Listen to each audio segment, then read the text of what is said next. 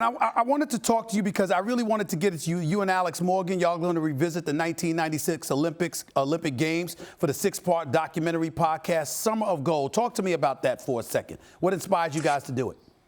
Yeah, so much happened in women's sports in that summer.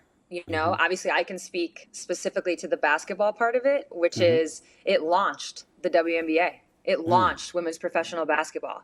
But so many other sports, you can talk about soccer, softball, so on and so forth. So I think it's going to be great to revisit. You always have to, give some shine to the past because that's whose shoulders we're standing on, and then go from there and just tell the stories. And that's what we're about it together. We just want to tell women's stories.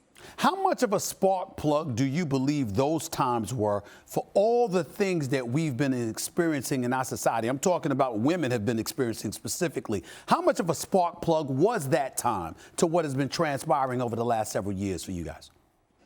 Yeah, again, I know the basketball story better than any story, but the same can be said for multiple sports. For basketball, it's really...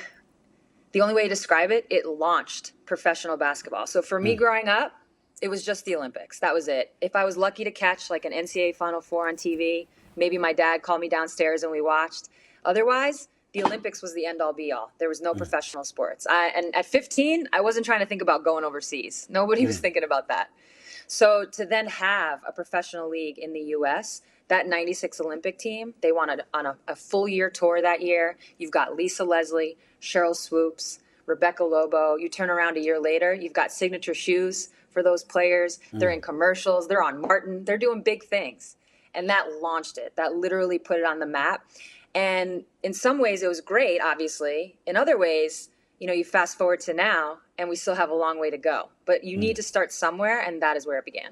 Well, what you just said, excuse me, I'm getting a little distracted here. Did you bring up Martin, as in Martin the comedian, the show Martin Lawrence? Because that's my all-time favorite comedian, right? You know that, right? I had no idea. But they were on Martin.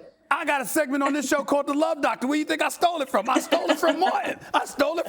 So I really did. There we go. But there you go. But in saying all of this, you talk about where we are now. Where would you describe the WNBA to be right now as we speak? How comfortable are you with where the WNBA stands right now? We came out with a bang in 96. We just talked about it. The league gets launched 97, 98. And, we kind of hit some peaks, hit some valleys, and it's been a little plateauy since, with some ups and downs in the middle. But right now, I feel like we're all sensing a momentum shift. We're all feeling the conversation change. Obviously, we're very vocal about some things. That's who we are. That's what we're going to do. But like I said, we've always got the basketball to rely on. But there is a little bit of a momentum shift. And I think this 25th year is going to be that corner that we've been trying to turn for a long time, and now it organically happened. But I got something to tell you. I'm watching some young lady play at UConn the other night, Paige Bueckers. Now, listen, I'm watching this young lady. I call her the Steph Curry of college basketball. She's special, Sue.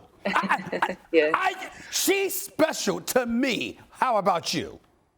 No, she's special. She's special. There's a skill set. I think the same thing that happened in men's basketball, and maybe we could use like Trae Young, right? Yep. Like everyone who watches Trae Young, you're like, oh, he grew up watching Steph.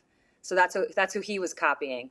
I think Paige, she grew up obviously watching people like Diana Taurasi play, but probably Steph Curry as well. And so you're seeing like this skill set in some of these younger players that's just so different from when I was in college, just so different. Just the ball handling, the step backs, the ability to do hit the three, the mid range, you name it. She finishes at the rim really well. To me, it's the swag, it's the confidence. Yeah. She's cocky out there. I love it. I'm sure you hate it. She's got a reason to be. She's pulling up from 25, Sue. She's pulling up from 25 feet. That's the skill set. And I'm like, UConn didn't need another reason for people to hate them, but enter Paige, and there we go. AP. Freshman, I mean, she's a college player of the year as a freshman, and now you have people talking about how she may be the first to depart from school that early to go to the WNBA. Are you anticipating something like that potentially happening with her? I mean, So this is interesting because for us, we have some rules that are different from like Right. what normally is. We don't have the one and done. Right. There's a bunch of rules. It's like you have to either be 22, you have to have graduated, or you have to go play a year professional. But what's interesting about Paige is she's actually a year older, like age wise, from her grade. So Wow. after her junior year, she's eligible. But what's interesting I think, is what is the name and likeness?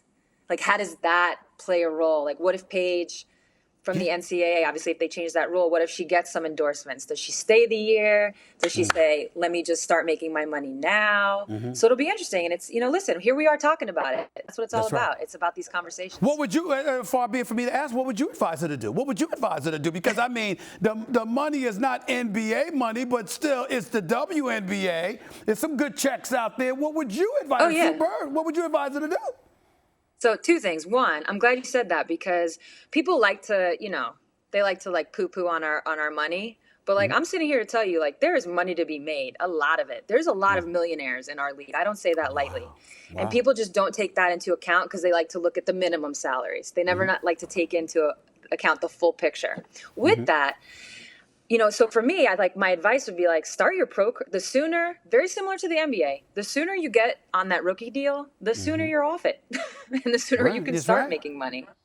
But if the name and likeness thing kicks in, and you told me she was going to be making, a couple $100,000 in college, or even $100,000, whatever, then I might say, you know what, stay, because the love you get from ESPN, the love you get in March Madness, that's like a marketing dream. So it kind of depends on that, in my opinion. Hey, listen, you don't have to worry about her getting love this way. I love her already. She is special. Make no mistake about it.